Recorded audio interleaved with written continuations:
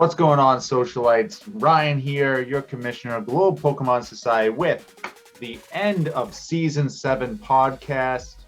We're going to be going over the complete Season 7 playoffs leading all the way up to the championship and give out some end of season awards to some very deserving coaches as well. So make sure you stay tuned for that.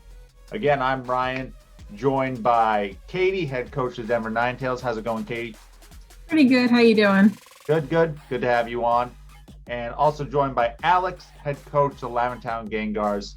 How's it going, Alex? How's it going, man? Good. Happy to have you on. We were all supposed to have Trevor on. That way we would have all four semifinalists. But, you know, I don't know what it is. He doesn't understand 8 o'clock Eastern time. Two weeks in a row. I don't know how he misses the conversion, but this is what it is. All right, so we're going to hop right into talking about the playoffs here. We got our little, bracket up here.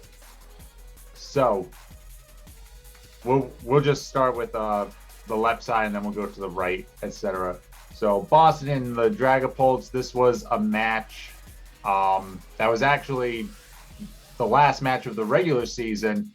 So I actually didn't change anything around from my team because I swept him, right? I had a clean sweep both games. I was like, well, what am I supposed to do, right?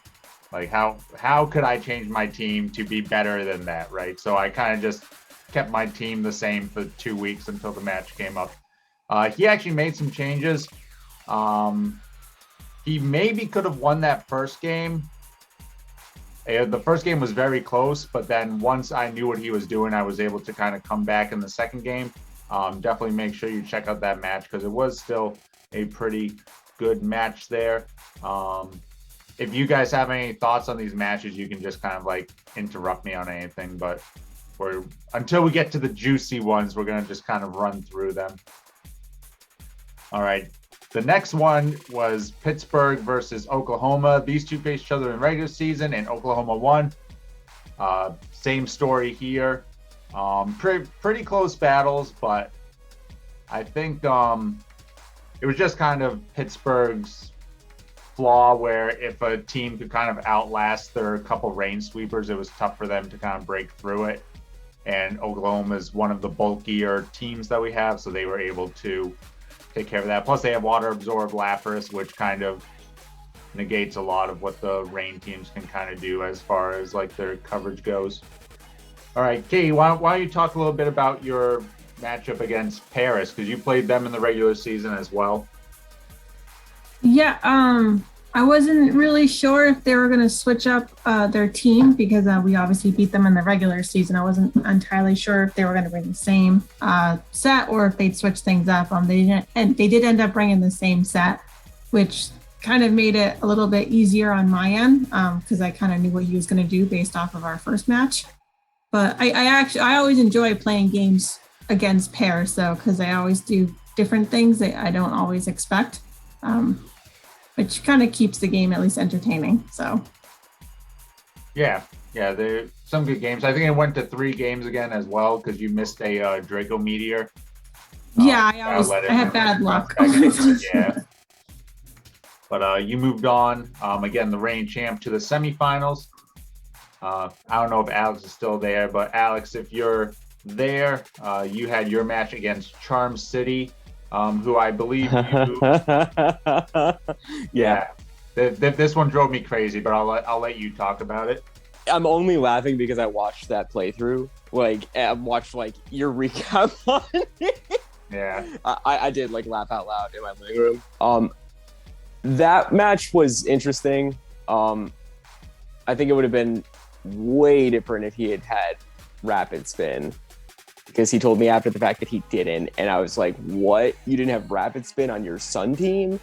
Yeah, but I mean, like, you know, it was still. I mean, like, what were your thoughts when he did the rain dance though with the Starmie that one time?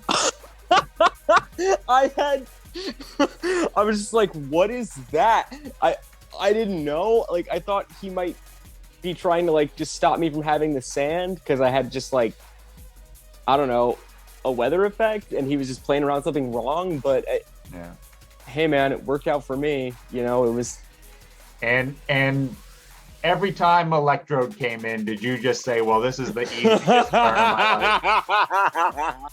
It's really funny because I'm really good friends with for alligators in the minors, and he picked up Electrode, and I was like, I don't know why you picked that up. Like, that's an Electrode. Like, even though it's a C tier pick, like, you probably had something else.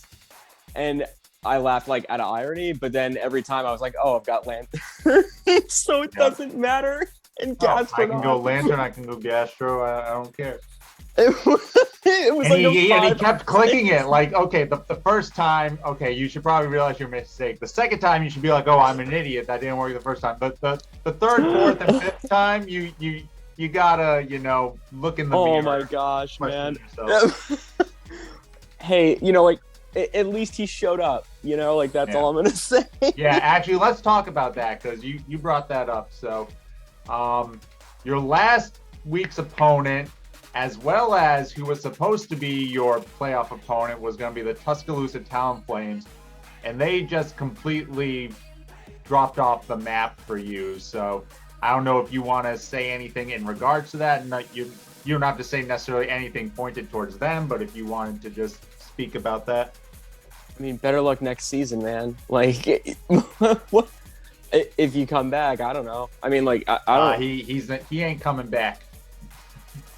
Man, like, this is just the bottom line is it's supposed to be fun. So, like, if you don't want to play, I mean, like, that's at you least don't have to have the courtesy. That's all I told him. Because I spoke to him about like he talked to me for a little bit until I kept saying like you're, a-hole for not, having the courtesy to be like, hey, sorry, I'm not playing or whatever. Yeah. I mean, that's all that it is, dude. But, whatever. Like, it was a fun game no matter what. I definitely had an easier time against Sun than I would have just like a dedicated rain team. But, I picked up Scizor because I thought I was going to see a lot of rain, among other things. But then all the rain teams, like, just, got blasted out early on. So what can you do? Yeah, so that's what led us with our semifinalists, 3 of which here. So then we had, I think this was probably a matchup that a lot of teams were looking forward to for most of the season, was Boston versus Oklahoma. I kept a poll going on, like on the YouTube page for like, oh, who do you think will make it to the finals from the left side? Who do you think will make it to the finals from the right side? And then I redid the poll after every round, right? So the first round, it was on the left side, like 56% said Boston, right? It was pretty heavy. Boston is going to make it to the finals on the left side. On the right side, both of you, Denver and Laventine, both had 40%. So it was like, it was split. 40% thought Lavender Town would make it to the finals. 40% thought Denver would make it to the finals. The second round, I posted the same question, who's going to win, Boston or... actually, what I did was I did all 4, like, oh, which of these 4 do you think will win? And I think Oklahoma and Boston both tied with like 36 or 38% on that one. It was something like that. But anyway, just kind of talking about that. So this was like a really close, perceived battle. It wasn't close in practice. We definitely, I say in the video exposed, but that's kind of a strong word. But we definitely beat them pretty good there. So I was hoping Trevor would be on so that I could get like his thoughts on the battle. Again, if you want to watch the video, it's up there. You can get my thoughts on it, but pretty standard stuff. Nothing too crazy. We just kind of mollywopped him. All right, then we have you two, Denver versus Laventine, except it wasn't really you two because there was a little last minute scheduling change. We couldn't get both coaches to play at the same time just due to personal stuff. So somebody, I'm not going to name names, had to fill in for the Denver Nine Tails. And Alex, since you participated in this battle, why don't you kind of talk about that?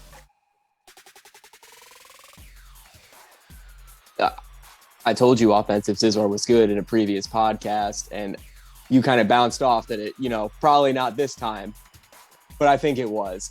Yeah. Oh no, I mean,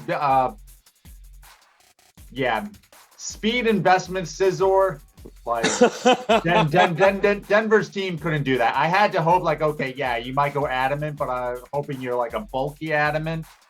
But no, like Camerupt isn't gonna outspeed a speed invested Scizor. So we were straight anime character Scizor that whole game. Like, that's I tried to outplay you though. Scizor still died in both games. You did. I mean, you drained it down. I mean, like, it's my bad because like I didn't expect to be at an event like as late as I was. So like, totally my bad. I did win that event also. Shout out to Pittsburgh who helped me with that. That was great. But what was that? The Streets of New Capenna pre-release or something? Yeah, he for our Magic the Gathering lovers. Yeah, he like held my hand through the entire two-headed giant event. So props to him. Excuse me. I don't know. I was really expecting just what I didn't expect the most was the energy ball on Latios. I forgot that it completely knew that, so that threw me for a loop. But I figured that you were either gonna like prepare for like a bulkier Scizor set, and that I was gonna try to be like a little bit slower. But she didn't have like as much bulk as like I had originally thought she did. So I was just like, I think I can just punch and just go, and just went full psycho aggro. Yeah. But yeah, the only way speed investment Scizor wasn't gonna take down like half the team was if I was a madman and went Scarf Camerupt, but that just seems like a bad idea. Yeah, because Denver's team had no fire coverage.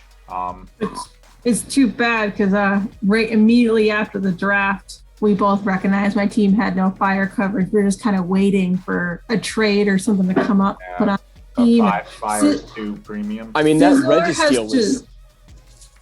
Yeah, that was a good but trade. Not fire or anything, but like, that's like, I have like a PTSD, like Vietnam flashback to it. It's just like, it's so bulky. Yeah. Scizor has destroyed me every time I've gone against it, even in past seasons. I don't know what it is. It's like the bane of my existence. Scizor always destroys me.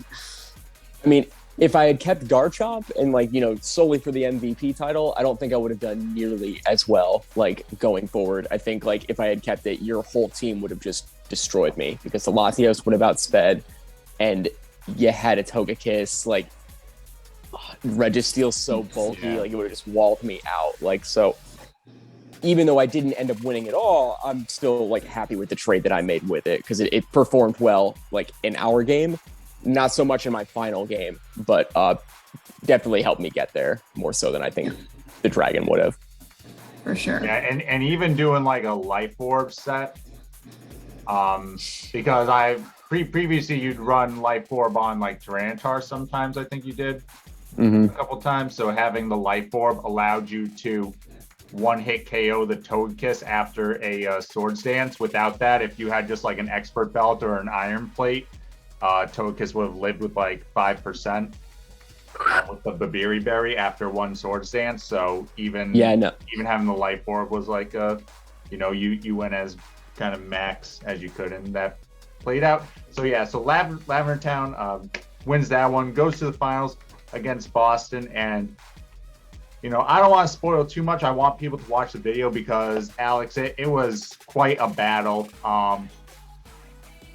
I'll just speak from my perspective for game one at least, and then I'll let you kind of speak from your perspective. But all my testing was kind of thrown out the window from the sets. You brought stuff that, you really hadn't brought all season, at least not from what I saw. Obviously, not all of your battles are recorded, so I can only take from what I had seen. But yeah, like like Scarf, Mantar, Expert Belt Metacham, the Unburdened Driftlin when you'd been using Aftermath a lot this season. So just all those sets really threw me for a loop in game one, and you were able to take that pretty well. I wish Trevor were here because honestly, like he helped me a lot with it. Like he and I talked throughout the season, but he was the one who pitched me the Driftlin idea.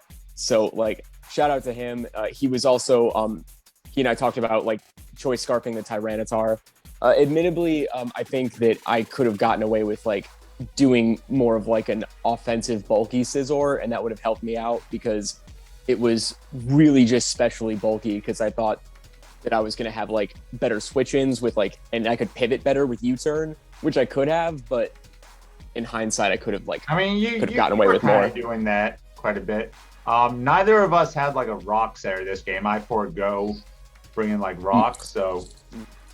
I really banked on you bringing it more so than me because I don't have that good of a rock setter. Yeah, and you just have Tyranitar, so.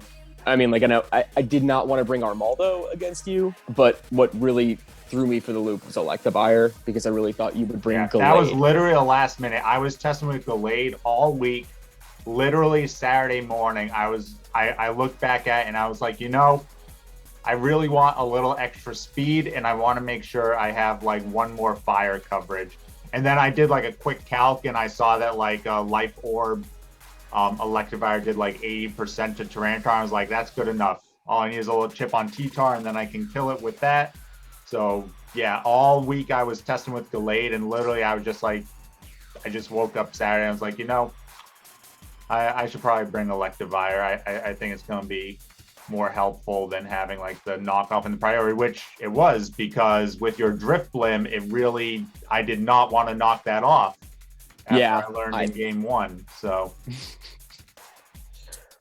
yeah, I couldn't believe that it had worked and that I had gotten it to go off. So I was so like hyper focused on it, especially because like our second game went on for forever. I think the only comment that I want to make is that like Tyranitar really like helped me a lot more than like paper says through the entirety of the season, and it really just dropped the ball there.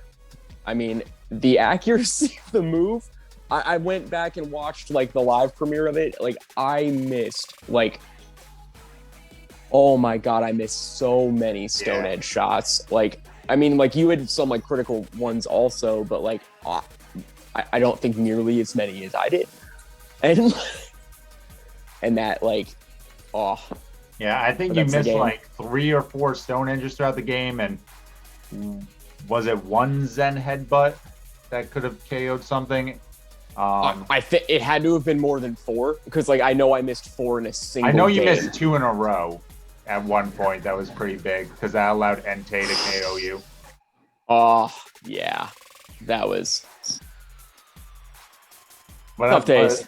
I think that was in game 1 though. So I mean, you still won that one, even though your Tyranitar missed. So if you think about it like that, you still won that one with the back-to-back misses. But yeah, and Entei missed a couple Sacred Fires. I was actually watching it live.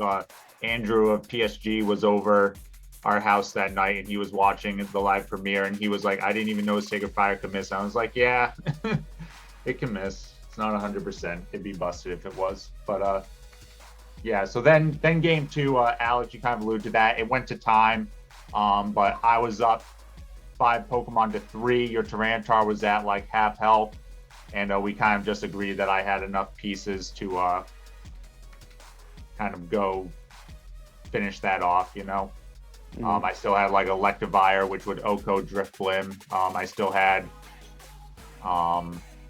my 2 guys with grass attacks to kill Gastrodon. And then all I had to do was really just make sure Tyranitar died, and I had plenty of things to KO your other stuff. So yeah, so then we went to game 3, and there was kind of one. You kind of said it was a critical thing that kind of happened early that kind of made it snowball. So I don't know if you want to talk about that, if you know what I'm referencing.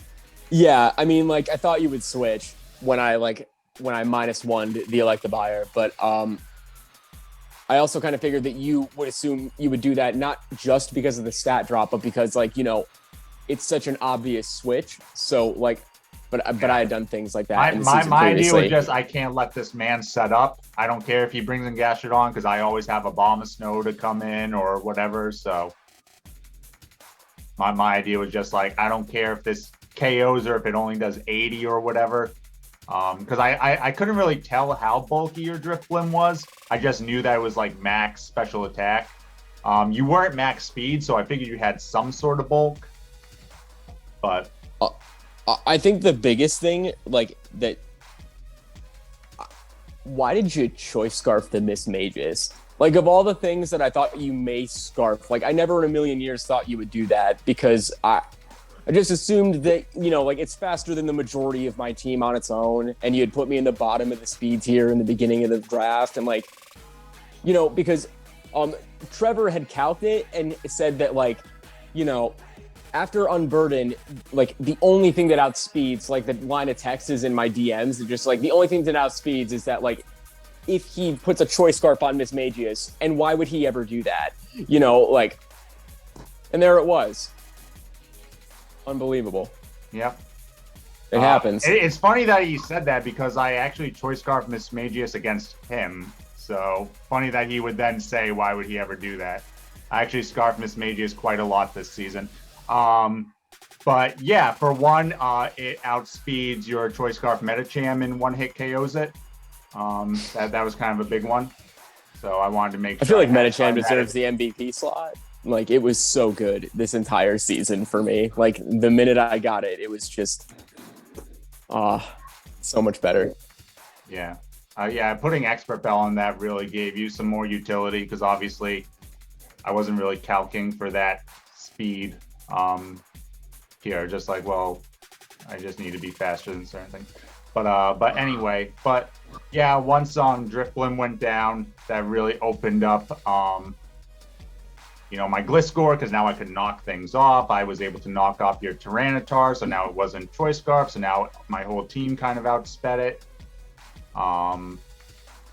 What do you think of my Entei tech? That came up a couple times. I mean, I would have never saw that coming in a million years because I just assumed I hated to have to use it in game 1. I was hoping it'd be a thing like, oh, if I can win game 1 and then pull it out game 2, but since I was losing game 1, I had to show it. And then game 2, I didn't use it because I kind of thought that you might play around a little bit more, but you really didn't. And then in game 3, I was just like, well, now's the best time to use it because if I don't ever use it, then what's the point? And it worked out again. Able to, for those who don't know, we're talking about Power Herb Solar Beam on Entei, which is it's not a guaranteed one-hit KO on Gastrodon, but the both times I used it, your Gastrodon was like below half. So yeah, that'll do it. Like, yeah, I honestly didn't even know that it was in its move pool because whenever I think about Entei, I'm just like, okay, it's got like 4 moves, and its move pool is just abysmally bad.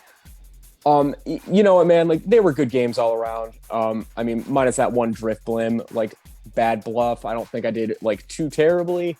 No. Like all I wanted to do this season was better because my double season was just a joke, and like I'm admittedly way better at singles than I am doubles. So I don't know what to expect next season, but we'll give it our best shot. But I'm happy with how the season went. Minus people blowing me off for games, which which I can now say that I don't think it really mattered because probably would have beat him anyways. And but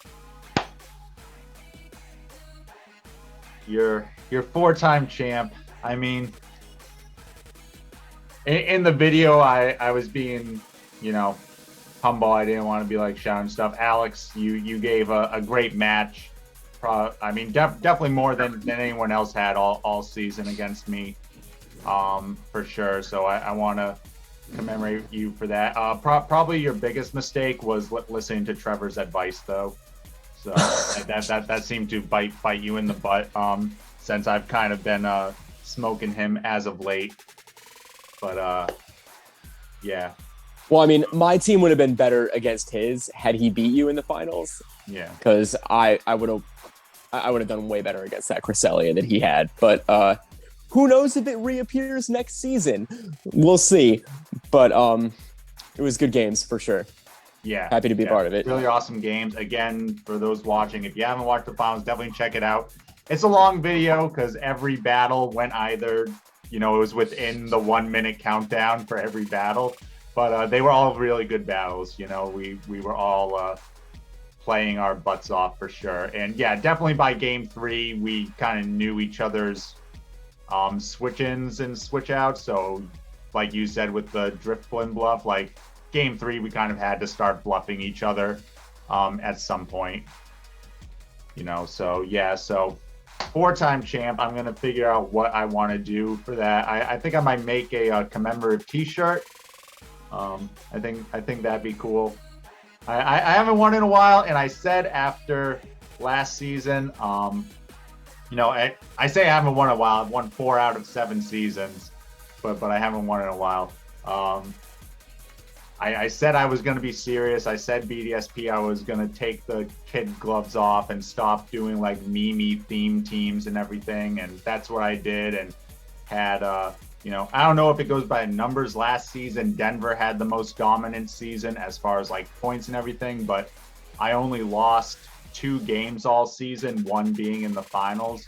So again, I would probably have to look at the numbers, but I think this definitely at least rivals Denver's, dominance from last season as far as like just one team kind of running away with it. But yep. So again, Alex, congrats on, the second place, the finalist runner-up. Congrats to myself on another trophy. I still haven't ordered my one from season 4 though. You see, I only got 2 sitting back there, so I gotta order mine from season 4 and for this one. I never got a trophy, just saying. Yeah, okay, yeah, and I gotta order Katie's. Well, hey, I think of the other people first, Mm-hmm. Katie, I'm your trophy. Don't. Oh. In your mind. Wow. You're the one who's already trying to one up my undefeated season. Where did I'm just saying by the that numbers. Season 2? I'm just saying by the numbers. Didn't I have the most points too on record for that season? Yeah, I would have to look at the numbers because it's a little more difficult to compare like singles to doubles. Like we could compare doubles because my perfect season was also a double season in season 4, so therefore you can be like, okay, this to that. Yeah. But we played 1 less game this season, and then singles and doubles. Like I could do some math. I can let you know. I always think I'm better at singles and doubles, but I always do better in double season. So apparently I'm better with doubles.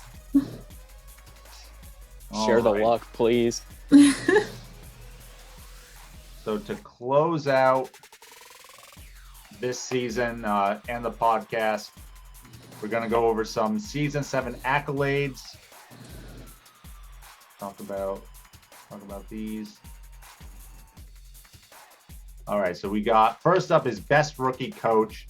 This is, obviously the award that goes to the coach that, these are regular season awards, by the way. We don't count playoffs for these.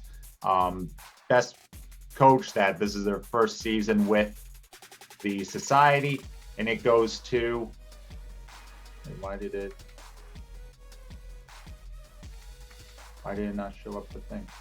What are you doing, thing? I don't know why I skipped that.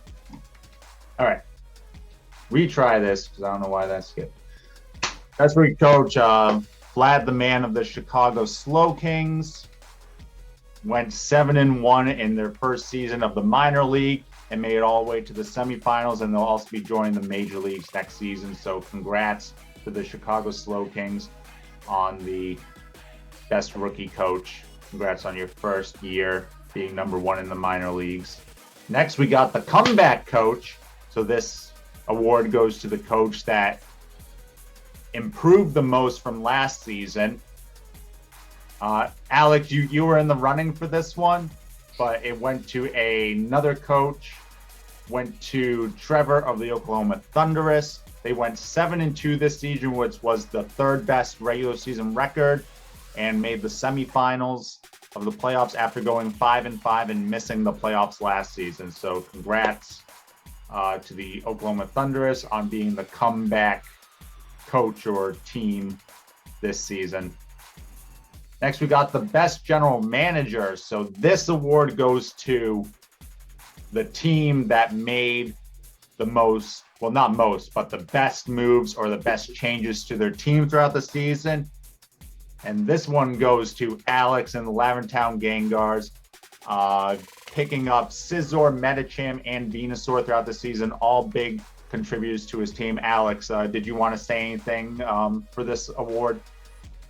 I'm very happy with how my team turned out, even though we didn't win the whole thing. So, good to be here.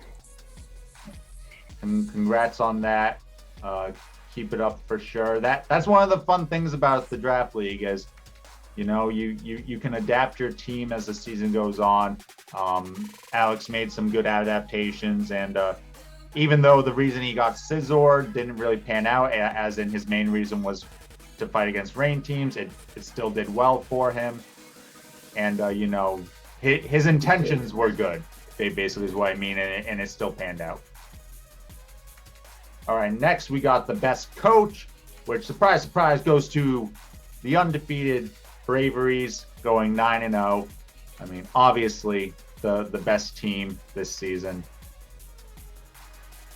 Then we got the minors most valuable Pokemon.